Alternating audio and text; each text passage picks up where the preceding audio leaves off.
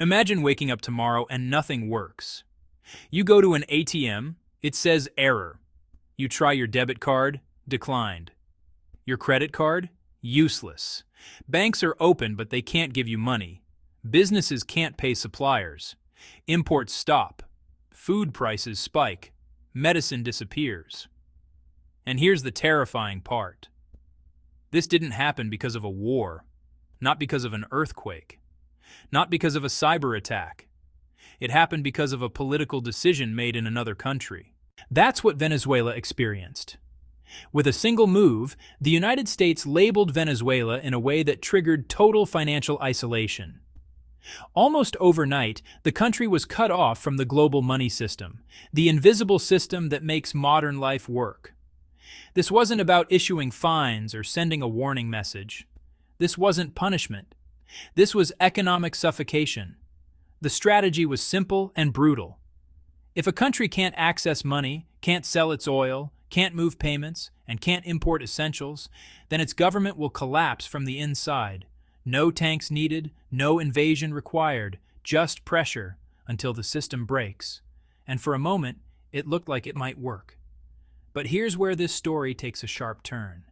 Because when you shut off every light, when you block every door, when you leave a country with no legal way to survive, you don't always get surrender.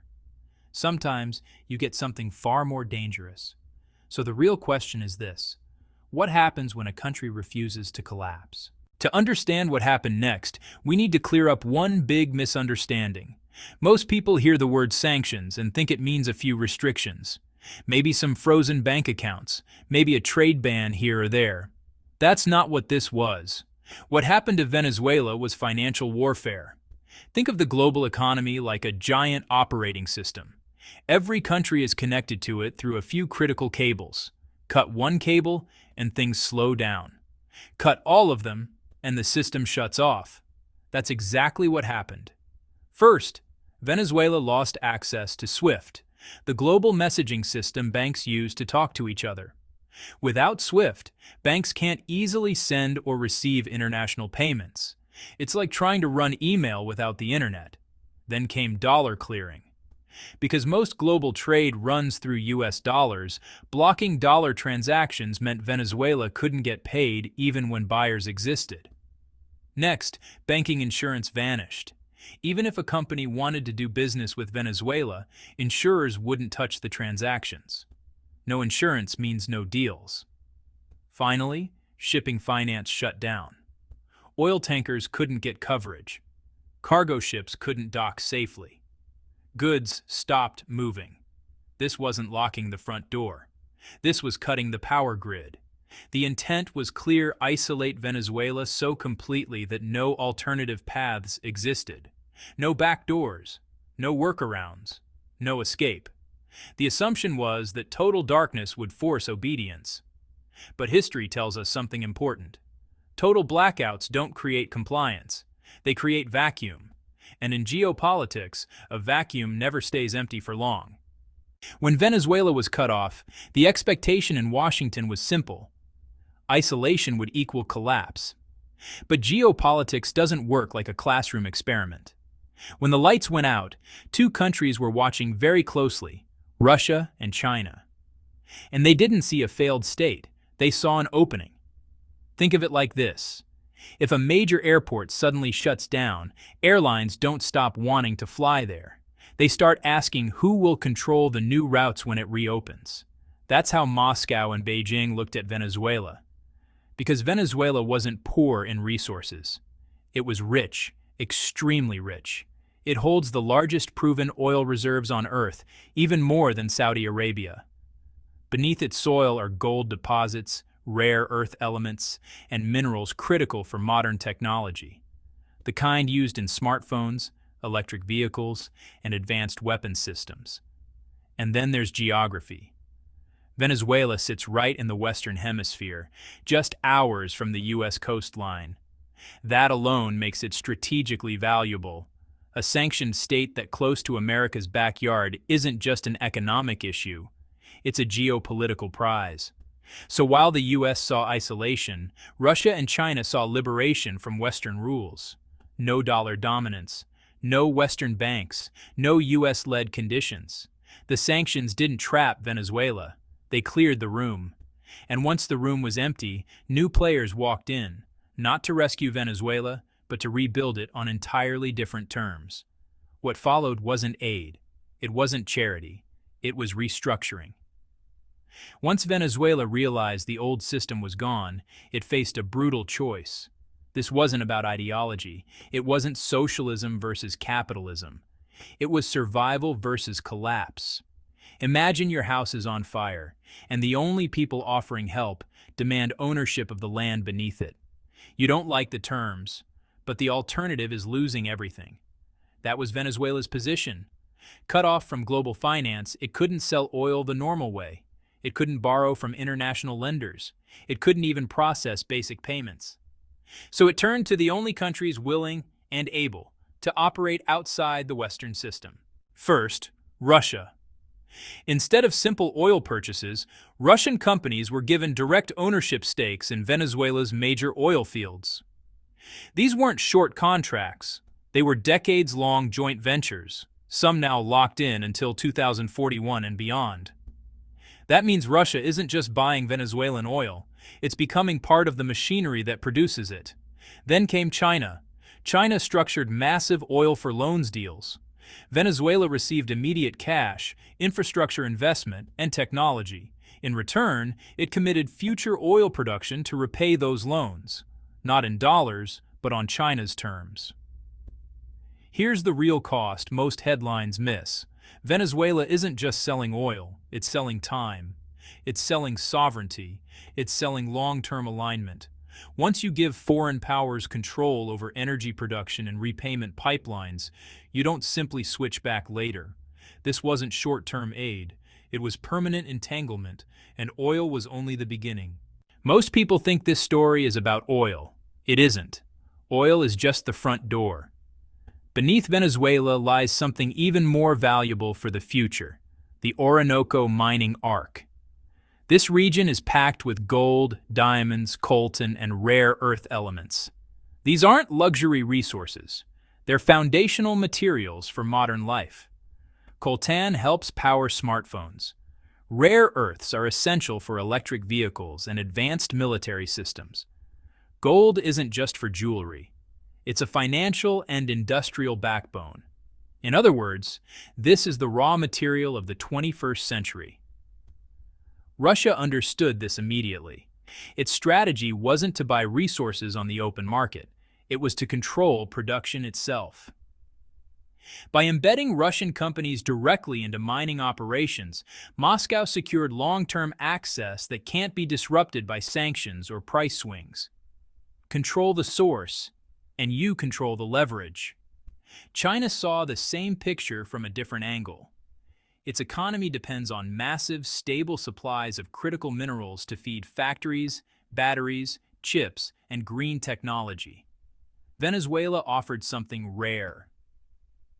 Resource depth in a politically aligned country, right in the Western Hemisphere. So Venezuela quietly transformed, not into a struggling state begging for relief, but into a strategic warehouse for Eurasian powers. A place where oil, minerals, and metals could be stored, processed, and shipped under new rules. But resources alone don't run an economy. You still need a way to move money, especially when the old system wants you shut out. And that's where the most dangerous shift began. For decades, the US dollar has been the central switch of the global economy. If you control the dollar, you control trade. If you control trade, you control sanctions. That's why the most powerful move Venezuela made wasn't about oil fields or mines. It was about currency. Venezuela agreed to trade its oil in Chinese yuan, not US dollars. That may sound technical, but it's huge. Most global oil trade is priced and settled in dollars. That forces transactions to pass through US-influenced banks, giving Washington leverage to block or freeze them. By switching currencies, Venezuela stepped outside that control loop. But currency was just step one. China then plugged Venezuela into SIPs, the cross-border interbank payment system. Think of it like a second financial internet. The old one is SWIFT, heavily influenced by Western powers. CIPS is China's alternative, designed to move money even when SWIFT is unavailable. Two systems, two rulebooks. Once connected, Venezuela no longer needed permission from Western banks to move funds. Then came the workaround toolkit. Russia rolled out the MIR payment system, its version of Visa or MasterCard, allowing card payments without touching U.S. networks. Stablecoins like USDT enabled large international transfers on blockchain rails that banks couldn't easily block. And oil moved through shadow tanker fleets, ships with opaque ownership and constantly changing routes. Put together, this wasn't improvisation. It was a sanctions-proof supply chain. The most important insight here is this: the tools designed to punish Venezuela are now being studied, copied, and reverse-engineered by other countries watching closely. And none of this would work without protection. Which brings us to the part that made the system untouchable. Economic systems don't survive on money alone. They survive because someone is willing and able to defend them. That's where Russia enters the picture in a very different way. For years, Russia has provided Venezuela with what's called military technical cooperation. In plain terms, that means advanced weapons, training, and support. Most notably, S-300 air defense systems, the kind designed to make airspace extremely dangerous for any attacker. Think of it like installing a high-end security system on a house full of valuables. It doesn't make the house invisible. It makes breaking in too costly and unpredictable. This changes the math completely. Any military intervention now carries higher risks, more uncertainty, and far greater consequences. That uncertainty is the deterrent. It doesn't need to be used. It just needs to exist. While Russia provides the hard power, China focuses on something equally important: soft power. When the U.S. announced airspace closures and blockades, China didn't just object. It reframed the entire issue. Chinese officials called the actions colonial and declared Latin America a zone of peace. That language wasn't accidental. By using the word colonial, China tapped into centuries of historical memory across Latin America and the global South. It positioned the U.S. as an old enforcer, and itself as the respectful partner who follows rules. This messaging works. It resonates deeply in regions that have experienced foreign pressure before, and it builds legitimacy, the invisible fuel that keeps alliances stable. Here's the key insight. Power today isn't just tanks or money. It's security plus legitimacy. And once you combine both, the system stops being fragile. This is no longer just Venezuela's story. When you zoom out far enough, a clear pattern emerges. What's happening in Venezuela isn't chaos. It isn't improvisation. It's a repeatable model. Analysts now call it the Caracas model, a ready-made survival package for countries facing Western economic pressure. The blueprint is simple but powerful. First, Russian security backing. This makes military intervention costly and unpredictable. Second, Chinese financial integration. This keeps money flowing outside Western-controlled systems. Third, a resource for protection exchange.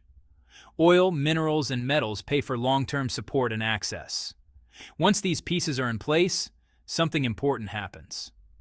You create what experts call facts on the ground. These aren't promises or press releases. They're physical oil projects, financial payment rails, military systems, and long-term contracts. Infrastructure that can't be easily undone, even if leadership changes tomorrow. That's why this model matters far beyond Venezuela. Countries like Iran and North Korea are watching closely. But so are U.S. allies who worry about future sanctions or political disagreements. The lesson is clear. There is now a working alternative system. Venezuela has crossed a point of no return. It is no longer drifting between worlds. It is firmly embedded in a new economic and security orbit. And this leads to the final realization. The multipolar world isn't coming someday. It's already here, being built deal by deal right now in America's own backyard. If you want more deep, clear breakdowns of how global power is really shifting, subscribe and let me know in the comments. Is this the future of resisting sanctions or the beginning of a much bigger global divide?